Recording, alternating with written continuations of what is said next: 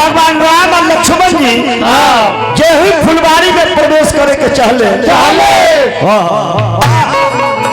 बड़का देखा भगवान जी दुकान के शटर गिरल शटर उठावा ए पार हो जा कहीं शटर गिर गई तब पार्ले जी निकाल के खत्ती कहीं पार्ले जी ना होते तब गुड्डे ना होते तब पतंजलि ना होते तब लास्ट में तो 50-50 ना होते तब मैरी गोल्ड ना होते तब पावरोटी होता बड़ा नरम होते रुआ के है या कहां से आईनी आ कितना भारी रुआ गलती कर देले बानी रुआ जेंट्स बागीचा में जाए के चाहिए रुआ लेडीज में घुस गई बानी रुआ तनको डर बाकी ना आए काहे वाले लेडीज में घुस गई हाय हाय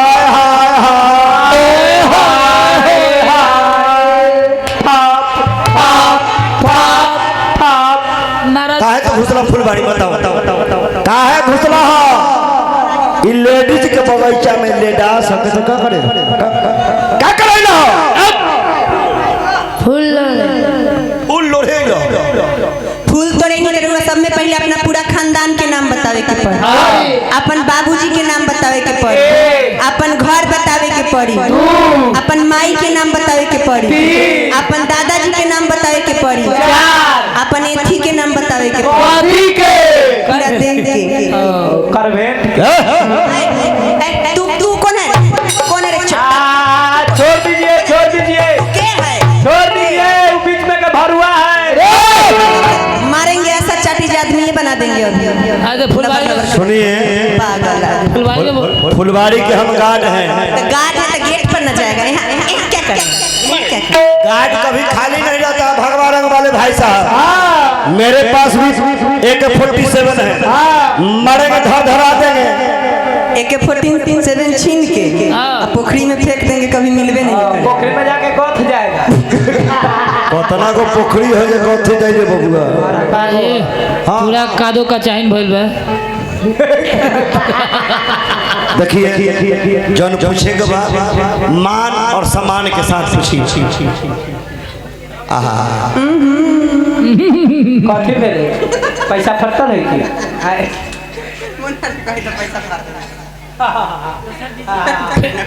फिर से भगवा रंग बार बार लगातार भगवा रंग भगवा रंग भगवा रंग की तरफ से बार बार लगातार भगवा ब्याजी भगवा रंग है कि ठगवा रंग है फाटल पैसा देते हैं नहीं दूसरे पैसा बदल दीजिए खबरदार के पैसा लिए तो पैसा ऐसे गड़बड़ हो गया रहना दो फाटल पैसा वही मलिनिया भगवान नाम से पूछो कैसे हो ना बता आओ आप पीछे जाइए देखिए हो लक्ष्मण दा बउआ तू ये पर अब एक नंबर ए पर बुआ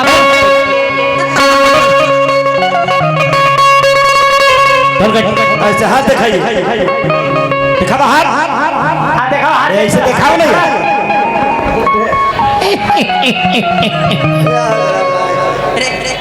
ऐसे करो आगे रही हम क्या है रास्ता छोड़ नहीं तो आँख दूंगा फूल अरे बाप रे बाप क्या बोले आई लव यू कथी कला हूँ अच्छा बताइए तब धरती पलट रहा है ये आई लव यू जे कहला केकरा ला अपना ला के कोनो दूसरा ला पप्पा ला बाप रे बाप पप्पा ला कलो से दादा ला कह दे तो केना है लक्ष्मण जी के पप्पा तने हाथ उठाओ तो लक्ष्मण जी के पप्पा वो है ना हमरा लड़का पसंद ना वो नहीं हां लड़का पसंद है कि लड़का का पप्पा पसंद रहे लक्ष्मण जी किसी आल बारे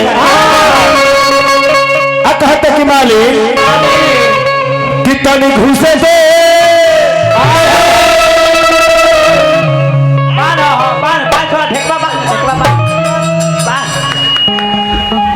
तोरी दादी न लगली तो फिर दुआया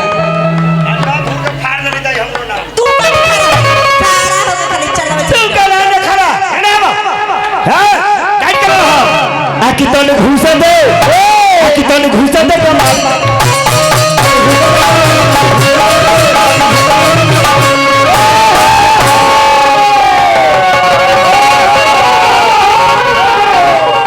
जा जा मलेरिया तो ठेल का गिरा दिल गई कथी ब्याजी के का करो बुझा ऐ ये मुकले है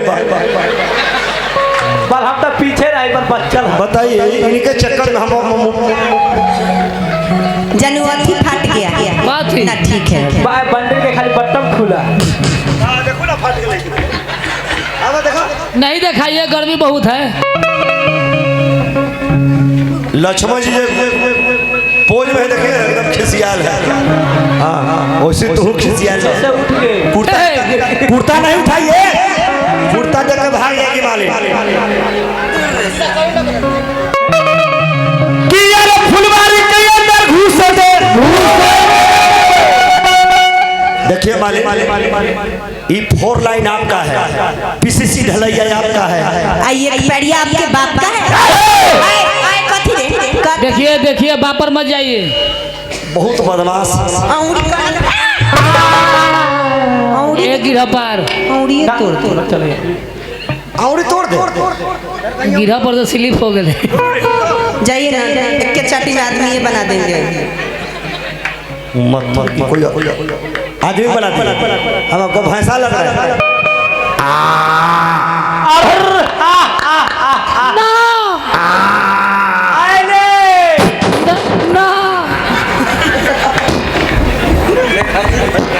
ना करबो करबो होली खत्म हो गई आदमी या भैंसा में फर्क नहीं बुझा रहा है रोक डॉक्टर साहब भाई जी ना करबो करबो ना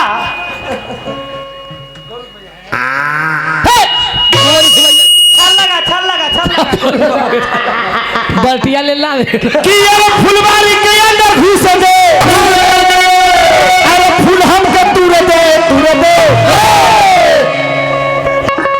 कि तनी घुस दे के मारी तनी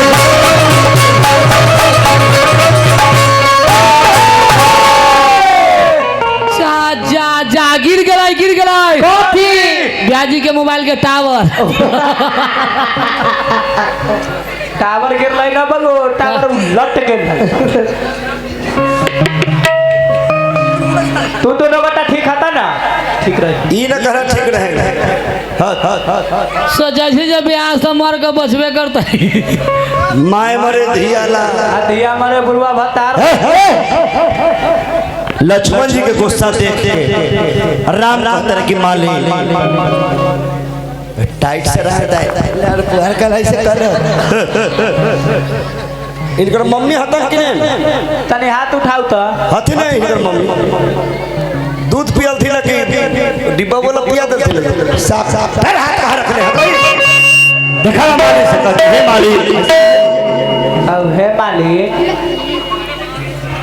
भीख मांगे के ना प्यार से का के हे माली जी स्वामीनाथ देव कथी फूल ओ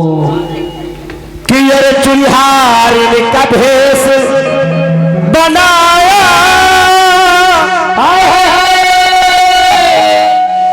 अरे श्याम चूरी बेचने कथी कहै छी हमरा समझे में ना आवे। की जाने कथी कहै ना समझे ते पता है कि हम लोग के समझ बुढ़बक है जान के समझे के हो हां भगवान रंग वाला भैया लोग आप लोग ले जाइए उन्हें समझाइए तो तुम लोग 5 मिनट में तो समझिए जाओ तुरंते भागे लगवा भागे लहंगा पकड़ के ना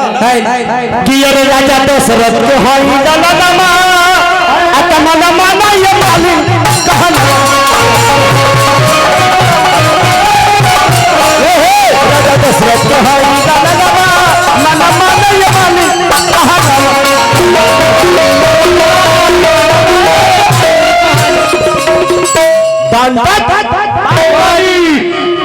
फिर भगवान की तरफ से रउरा हाथ कैसे जड़ भगवान की तरफ से एक ही नारा एक ही नाम जय श्री राम जय श्री राम जय जय श्री राम जय श्री राम तू सभी ने तू सब सा भगवान का के तरफ से एक ही नारा एक ही नाम, जय श्री राम जय श्री राम।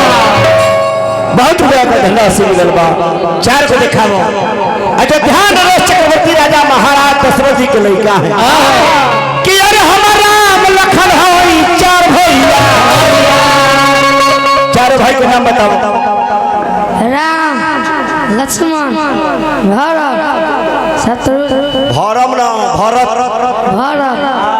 शत्रु। अरे हमारा राम लखन होई चार भैया। अब तीन को दिखाओ तो हमरा चारों के तीन को हमरा चारों के तीन को हम भैया।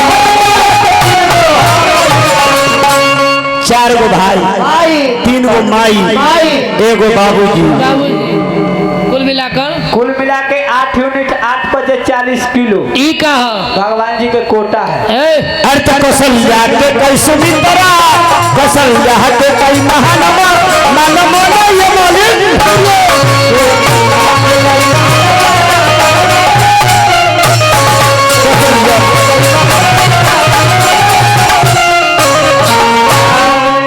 देखी रुआ अगर फूल चाहिए तो रुआ हमरा से कही कहे कि रुआ गुलाबों के पंखुड़ी से कोमल बनी। अगर गुलाब के कांटा चुभ गई तो खून निकल आई। यही से हम कहते कि रुआ हमरा से कही हम बागीचा से जाके दोना में सजा के रुआ खातिर सुंदर सुंदर फूल लिया देतनी। और केहू से मत कहे कहे कि ई बागीचा के मालकिन हम है, हम ई बागीचा के मालिन है, आई में हमार चलेला। ठीक बा, यही से हम कहते कि रुआ हमरा से कहे।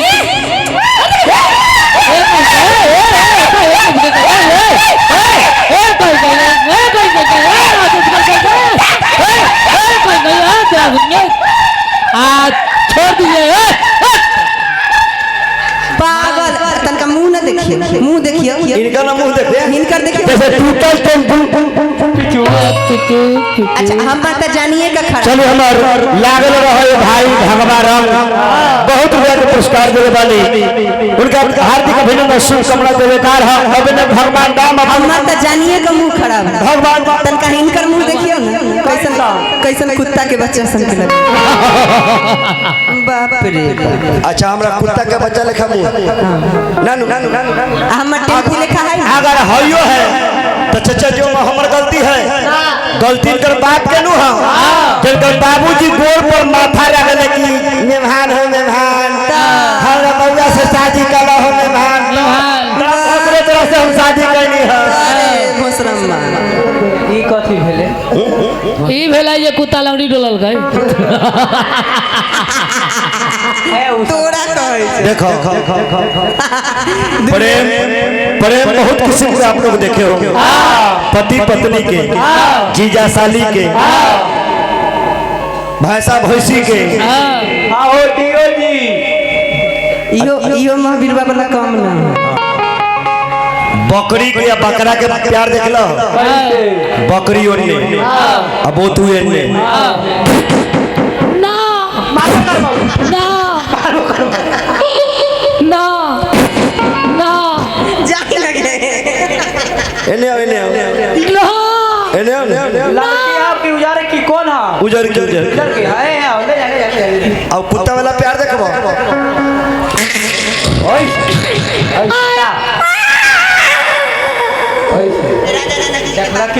बाघ में अभी बाघ पहुंचा दे।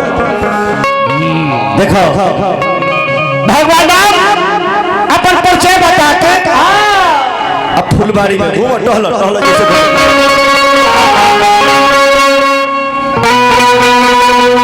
दुश्मन लिखनी मानस में कि यार नहीं अवसर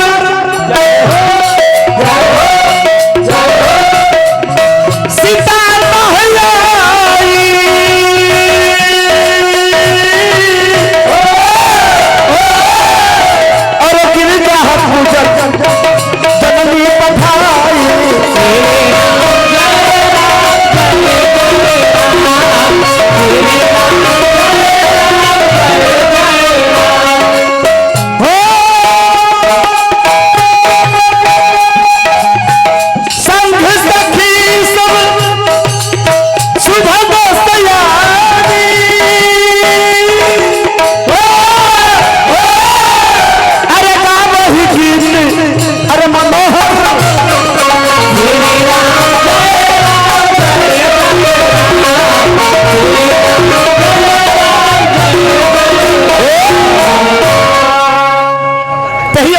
बात है आई गिरजा पूजन जननी पठाई संग सखी सब सुबह से आने जा रही गीत मनोहर वाणी सखी ने गावत बजावत रही फुलबाड़ी में जहाँ राम और लक्ष्मण फुलबाड़ी में फूल लोहे गए रहनी सखी लोग मंगल गीत गावत बजावत कैसे चलो कि राजा जनक जी के बाग में अलबेला रघुबर आयो जी राजा जनक जी के बाग में अलबेला रघुबर आयो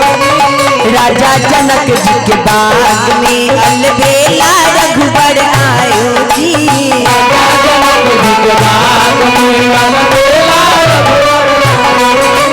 अलबेला रघुबर आयो जी अलबेला रघुबर आयो अलबेला रघुबर आयो जी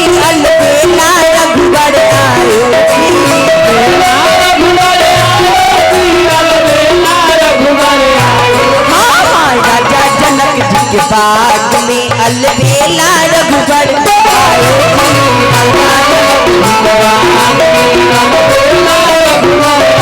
राजा जनक जी के बाग में अलबेला रघुबर आयो जी राजा जनक जी के बाग में अलबेला रघुबर आयो जी बाजे पजनिया रघुबरिया जी बाजे पजनिया रघुबरिया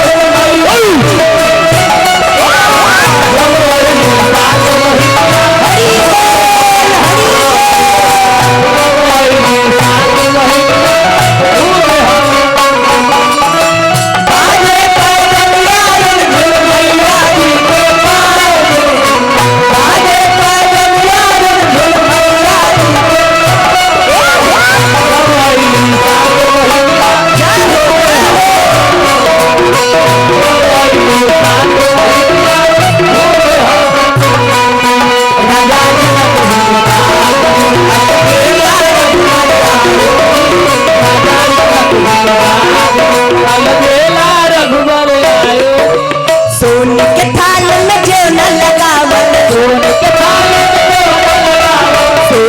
थाल में जेव न लगावल सोने के थाल में जेव ना चावल आयो जी जेव ना चावल आयो जी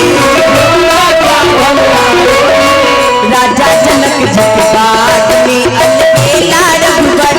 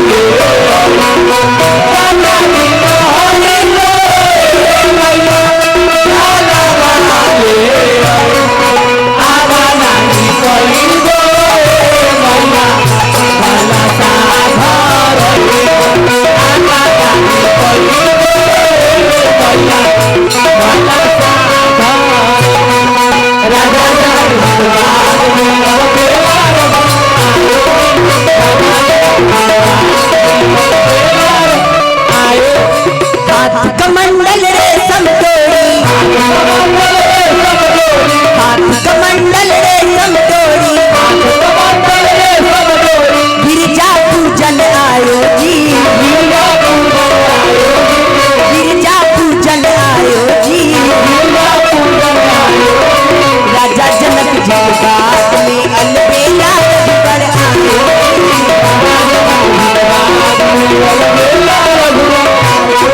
राजा जनक जी के बाग में अलबेला